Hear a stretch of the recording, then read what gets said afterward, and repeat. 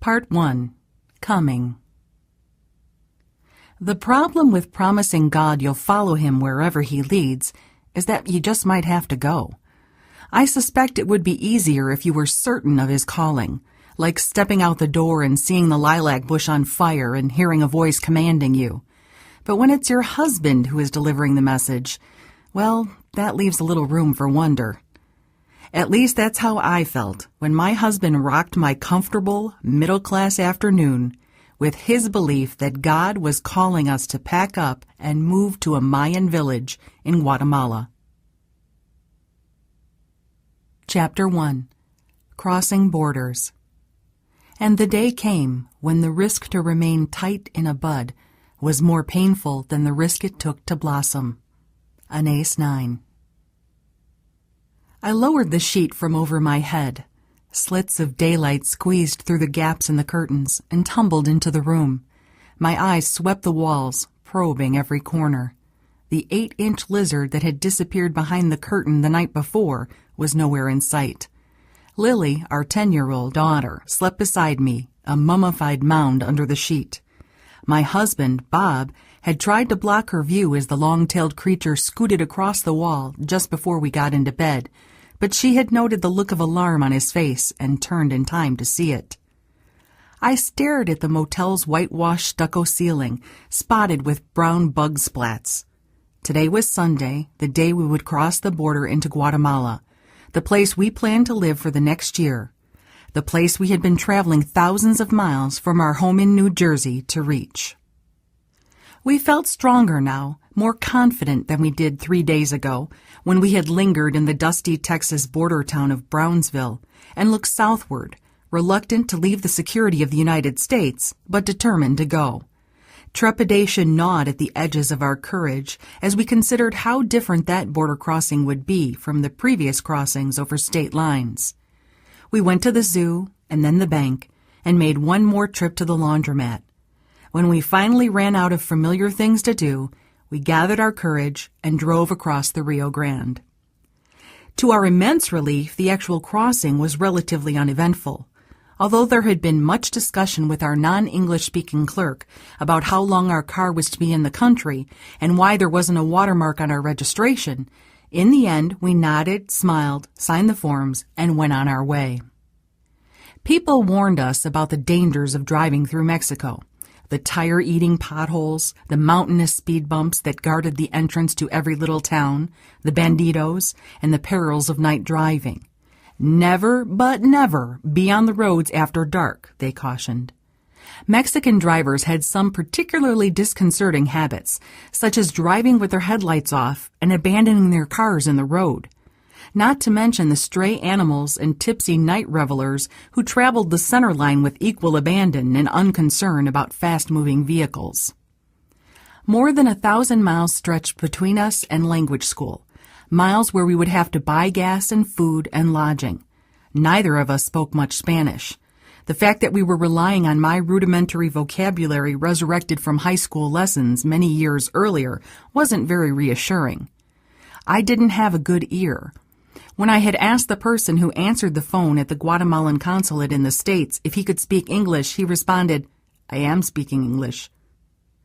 Although I could ask for directions, I couldn't understand the rapid, softly slurred responses and often misunderstood whether we had been told to go derecho, as in straight up to the volcano, or derecha, around the right side of it, a rather critical difference. Bob, with his phrasebook and handful of basic expressions, enthusiastically tried to communicate with everyone we encountered. He drew outright smiles from pan-faced gas attendants as he asked them in his thick Brooklyn accent, "Yane mi tanque?" But they nodded their understanding and filled the tank. In one town, a policeman approached us as we pored over a map at the intersection, a confident smile on his face and a long gun hanging from his side. He rapped on Bob's window and said something that sounded more like a request than an offer to help. When we pretended not to understand, he tipped back his head and held his cupped hand to his mouth, indicating he wanted money for a drink.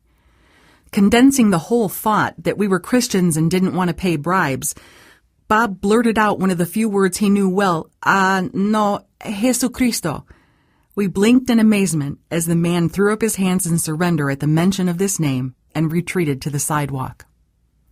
Although in the past several days we had covered more than 900 miles of Mexican highway without mishap, we were edgy from being in a constant state of alertness. Our emotions raced back and forth between the excitement of the adventure and the fear of unknown dangers. Then, on the third day, unable to find a suitable motel, we were forced to continue late into the night. I kept my eyes glued straight ahead, watching for shadowy specters to rise out of the darkness. Except for an occasional, "What's that?" No one spoke. Just when I thought my body could not possibly contain any more adrenaline, two red eyes pierced the blackness ahead of us. It is doubtful that angels take the form of semi-trailer trucks, but we welcomed it as one and hugged its taillights for miles, following it straight to the motel. Bob stirred in the twin bed on the other side of the room. He searched the floor before pulling his feet from under the blankets and sat up. I smiled a little good morning grin of victory. Wearing our triumphs over potholes and pesos and fear like souvenir pins on a hatband, we prepared for the final run to the Guatemalan border.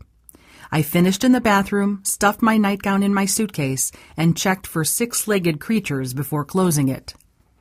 "Make sure you use the bathroom here," I advised Lily, well aware it might be the last clean one we would see in the next 200 miles. A few minutes later, Lily shrieked and bolted out the door. "There's a frog in the toilet!" We all peered over the bowl at the little sucker-toed green frog clinging to the sides of the toilet I had just flushed. I raised my eyes in a sigh of thanks that it had not decided to leap to safety while I was sitting there.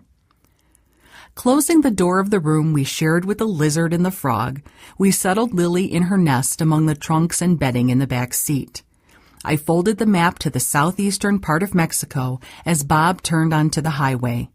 We still had several hours of driving ahead of us through Chiapas, that turbulent Mexican state fraught with rebel activity and the consequent military roadblocks, before reaching the Guatemalan border.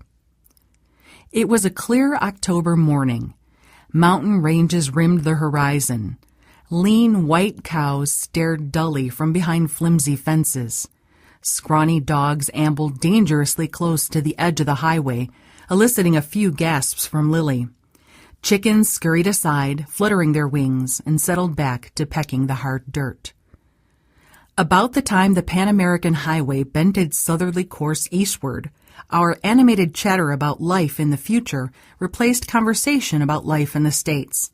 We speculated about how we would communicate with the family we'd be living with while attending language school in Antigua, whether Lily would meet kids her age, and what our life would be like in the remote Mayan village where we intended to work with orphaned and widowed survivors of Guatemala's bloody civil war. Unbeknownst to us, miles to the east at the same Guatemalan border we were heading for, young men with dark, slick-back hair, older men wearing straw hats and baggy trousers, and poker-faced men in camouflage with big guns slung over their shoulders, the money changers, the translators, the guards, the vendors, and the hustlers were gathering on this Sunday morning, as they did every other morning, waiting for opportunity to drive in from the west. Signs warned us of the frontera ahead. We slowed for the approach to the border.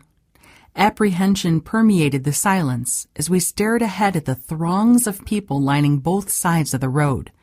The sight of our car, adorned with our Sears cargo carrier and trunks, energized the crowd.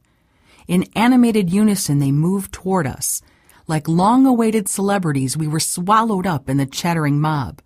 As we inched toward the barrier, brown arms clung to the car and banged on our windows. A cacophony of voices shouted out proffers of assistance. "I can help you get papers.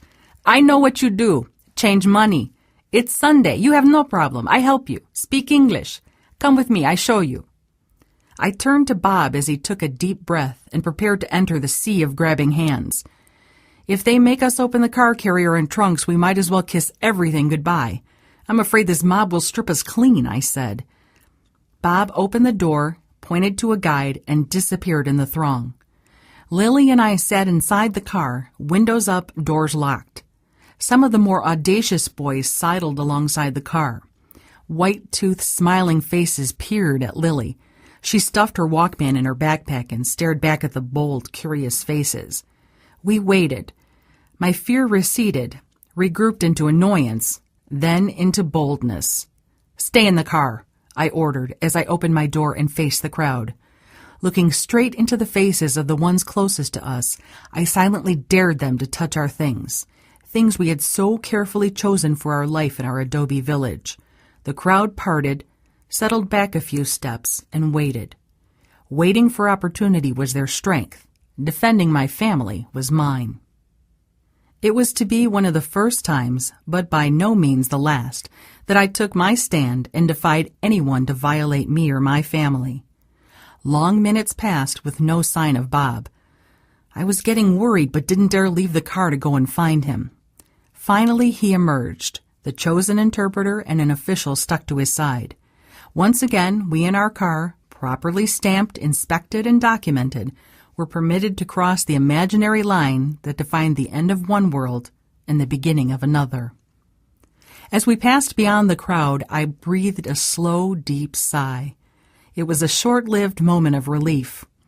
One of the tourist books I had read warned that just when you thought you were through, there was yet one more official who always asked for $2.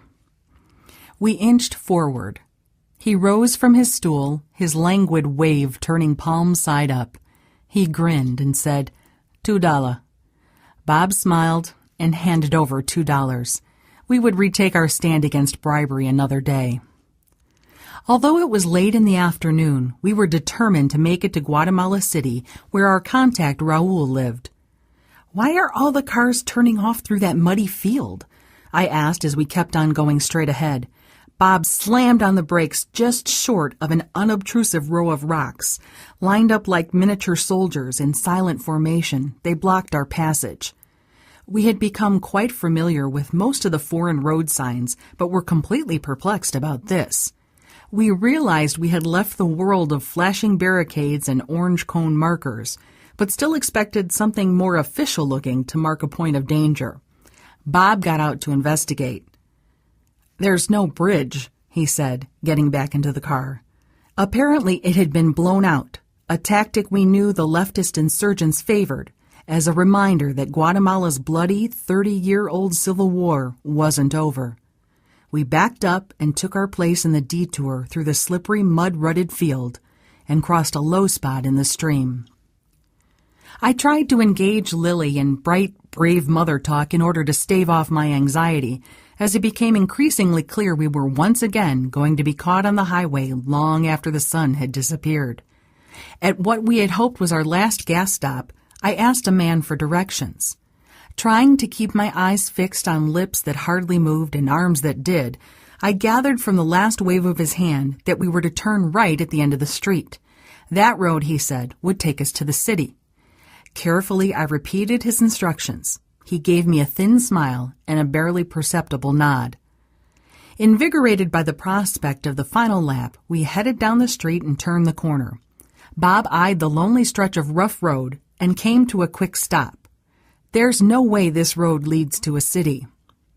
Signaling to a man about to cross the street, we asked about the road. Both his English and his warning were clear. No, don't go that way. It goes to the volcano. It is very dangerous, many bandits." He pointed to the way we were to go, completely opposite from the way the first man had directed. Thanking him and God for saving us from harm, we drove off into the night. It was absolutely dark by the time we reached Guatemala City.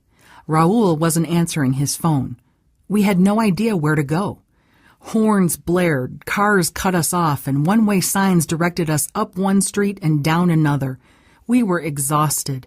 I saw a wedding party gathered in the doorway of a reception hall. The sight of their laughter, hugs, and intimacy, silhouetted against the warm hall light, drew me to seek their help. Bob double-parked the car. I jumped out and ran up to the group to ask directions. Although caught by surprise at the abrupt appearance of a distraught North American woman, they quickly understood the one coherent word I kept babbling, hotel, and all joined in offering suggestions and directions. But it was too late. There wasn't one single synapse in my brain left firing.